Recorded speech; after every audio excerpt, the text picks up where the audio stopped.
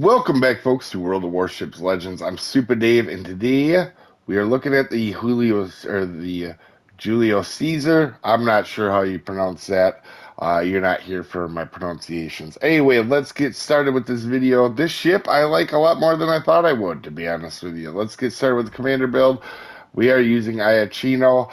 Obviously, whatever you're using on any of your other Italian battleships will work fine if that's what you need to do. We are using Scharnhorst and Pablo de Revel. If you don't have Scharnhorst, Cunningham is a good option, or John Fisher. Um, for your skills, we're using Flammable Cannoneer, Gyrating Drill Bits, Marksmanship, Reaching out XXL, and Testudo. And again, you could do a different perk there instead of Testudo if you wanted on the ship.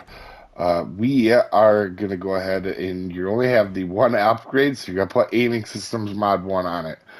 Italian battleships as a whole are pretty inaccurate. This one isn't terrible, but it's not wonderful either.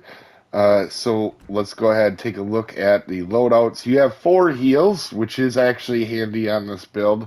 They're not the world's best heals. It's tier 4, so it is what it is, but having them is helpful. And you have a enhanced secondary targeting, which can come in handy if you get in a close quarters fight, which a lot of times you will in this ship, because you do want to tend to play this close in. Health, it is right around average health or slightly under. But it's pretty good. You do have like 1 extra heal than most ships, so you have that going for you. Artillery, you can see it has 12.5-inch guns and 16.4 for firing range, which is on slightly on the higher side, but trust me, you don't want to use that range with an Italian ship when you can help it. Reload time, 28 seconds. Now, even though these are 12.5-inch guns, they do basically have the same AP as the like the Texas or the Oklahoma's bigger guns. And to be honest, they're not, the APs on this is pretty good. The HE you really don't want to use much unless somebody's really bow in and you want to start a fire on them. But at lower tiers, most times somebody's gonna turn broadside on you, and you're gonna want that AP. Uh, AA defense. Our match is a carrier match. We don't shoot down the plane. Not that we're really by it too often, but it's not amazing AA. But again, it's low tier. Not a lot of has really good AA maneuverability. 24.3 knots. So this is the one thing that kind of caught me off guard with this ship. This in the Citadel. Uh, this is a slightly quicker ship than what you would guess. For the tier, it's actually pretty quick. You got a lot of them battleships that hang around 19, 20 knots. And honestly, if you didn't have gyrating drill bits, this thing would probably be almost 27. So pretty solid for what it is. Good turning circle. It's a dreadnought. Rudder is not terrible. It's 13.7, but it feels quicker with that turning circle than what it actually is. 12.7 detectability. Again, it's a battleship. You're not going to sneak up on a dead moose in open water. You can try, probably not going to work. As you see, we only have 1 match. Main gun accuracy, 45%. Obviously, it's only 1 match, but guys, this is a tier 4 ship. I don't want to be down at tier 3 and 4 too much. It feels like kind of penguin clubbing. And then this was a good showcase of the match. In this match, we adjust to teammates. We show the mobility. We show the close-in ability of fighting with this thing. And so you'll see a lot with it. Armor. This thing, while it doesn't look like it's heavily armored for the tier, can in fact take a beating. Sure, you're going to take some full pins on that light green, but for the most part, you can definitely bounce shells. And this extended belt that you're seeing that comes up the front here in front of that front turret up to the front of the ship, and on this rear belt here, you can see that it's not quite an icebreaker in the front by any means, but it does help you get away with a lot, particularly at tier 3, or I mean at tier 4, where a lot of people aren't necessarily worried about overmatch. This does have a 19-inch bow, meaning everything, including, or every battleship can overmatch your front. So you do have to be careful, but you can see that's a pretty narrow arrow area they have to aim for to get through your bow. So you can get away with it more than you would think. And also, graph speed, the cruiser does overmatch you as well, but you're fine against other cruisers. That being said, let's take a look at the Citadel. This thing is tiny. Yes, it's out of the water a little bit, but it is really narrow and it's not very long. You can see that it basically starts partway into the first turret, and same with the back. This is not a giant citadel. So, if you guys are unaware, the lower tiers, there's some pretty big citadels that come out of the water. This has a hard citadel to hit. Am I saying sail broadside in the open water? No. But if you make a mistake in this ship, it's not going to cost you the end of the world.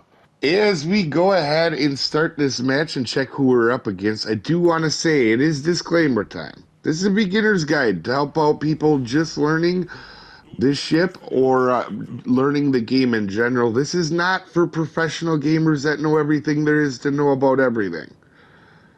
There is also multiple ways to build and play ships, so opinions will vary. I am just a above average player. I don't claim to be the best player in the world. I just am a pretty darn good player.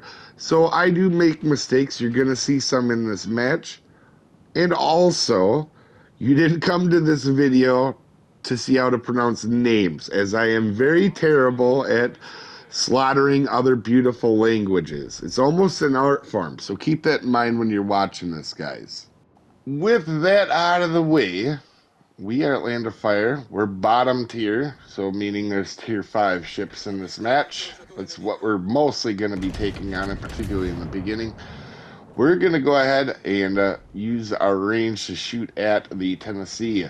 The whole time we're doing this, we want to be, you see, our battleship's kind of moving directly in. We want to be taking the flank, especially with the speed that this ship has for a battleship, for a dreadnought. At tier 4, pretty quick. So we're gonna work our way up, and you're basically gonna see I'm not at much risk. I'm staying angled at Tennessee. Now you can see he's pointed at me, so I angle a little bit more here. And you don't have to go full broadside, guys, to get your guns off. You can see I shoot my guns, I pull my turrets. I angle more at them. I always call it the warship wiggle. But you can see now he saw our destroyer, and we are going to go ahead and take a broadside shot at him. Now, one thing is with these smaller guns, you probably want to aim a little bit higher, especially if you don't have a good commander. I was going for a Citadel here. Still a really good shot. We got full pens. We didn't get a Citadel, but if you aim higher with an inaccurate ship, the shells that would hit the water or miss with a lower commander will end up hitting the water line if you aim a little bit higher, and you'll get more shells to hit that way instead of just aiming right for the Citadel or water line every time. So we're going to sneak up on this Gokase who's backing up. I thought he took a very good shot here, but he definitely had propulsion mod on, which you don't normally see. So that makes you start and stop pretty effectively in the match. Like you'll start and go really easy. You don't normally see that, but because that is a new ship, it's probably a decent player in it or a more experienced player in it, and that's probably why. Also, you can notice I'm not scared about pushing in here because there is nobody in the sea cap, meaning the destroyer is not in that area right now. So we're going to keep working our way up. We're trying to save our destroyer here, but he doesn't seem to want to live. One thing you can see, I already start to see a problem with, we're going to get rid of this Tennessee. Well, we were going to, but he's got a fire on it. I don't want to kill steel. You guys see that I don't do that ever, really. Whoever got the fire on it, kudos to them. It was in New Mexico. So, but you can see at this point here, We got to get the cap, so we're going to go for this one because right now we are losing on points or on cap and points. So we got to start working on that. One other problem is you don't ever want to be next to all your battleships. And you can see all of our battleships are in the same area. So I'm trying to say get back, go to the other way. So we're going to have some different crossfire. And even let them know in chat. But they are either not listening or unaware of what I'm saying. It'll happen a lot of times in low tiers. I figured they might actually go ahead once the base was capped, start turning out. They don't, they're still charging in. So you're going to see here in a second, when I get an opportunity, I'm going to turn and go the other way. I'm trying to get one more shot on the California, however, here, because a California can be a real pain in the butt at Tier 5. Not only is it a really good ship, but it's also a really tough one for the carrier as we take a shot at the Genevieve, which I always shoot destroyers, and you're going to see that here in a little bit. But you want to, at that range, I had nothing else to shoot at, but at that range, you can't expect to get a hit, particularly in an Italian battleship. Now, this one, accuracy isn't as bad as some Italian battleships, but it's not a sniper. So we're going to go ahead and take a shot on Koenig because he is at 100% turning back into us. And we're going to get our guns turned the other way. And we're going to go ahead and, instead of getting mad at our teammates, we're going to counter-rotate because we need to get different angles in crossfire. So they can't tank everybody. They're going to have to angle some of them. We're going to take a shot at Bayern here. And we've had a little bit of a slow start, mostly because most of the team has went to the kind of the middle of the map for the most part. But you can see there is 2 destroyers here, and we are going to go ahead and focus on try to get rid of them. Now, I don't have a good shot at the hill, but I do, however, I can take a shot at Genevieve. My front guns are loaded first, so we're going to shoot them first. You can see I did not quite lead enough, so you can see I stretch out for the next shot. And at 10 kilometers, you get a little bit more accuracy. I want people to know, hey, we got to get rid of these destroyers. I get in chat and say, hey, these destroyers are going to take out our carrier, and that is not going to be fun for us. The cruiser next to us definitely understands, and he goes ahead and he starts firing at the hill. So, and he does, in fact, get a good chunk of them off, and we've saved our carrier for the time being. And we are going to get 2 shells to land on him, but again, he's shooting at a destroyer in Italian battleship at distance. Not always going to work out for you. You're always going to, you might get a couple. It's always worth shooting, though, to get rid of a destroyer. But now he's behind the mountain. Also, the cruiser looks like he's coming at him, and the aircraft carrier is spotting for him. And you can see we're definitely losing this match, but we've gotten it back down to a winnable deal. We were we were a little bit behind earlier when they had both their destroyers, so this is going to even the playing field a little bit. We're going to go ahead and work our way up. California spotted. We're going to go ahead and shoot into that big old body. And California is big and wide. If you don't aim at the water line and you aim higher at a California, you're going to get pretty good chunks. Even 4 shells, we chunked them a little bit. Not the world's best accuracy, but he is starting to go down. And I do believe he gets a heal off here that keeps him alive for a little bit here. But so you can see I'm trying to get to the flank to get to the Bayern. But you can see they're working on the destroyer. And then I notice our battleships are actually coming back to follow me.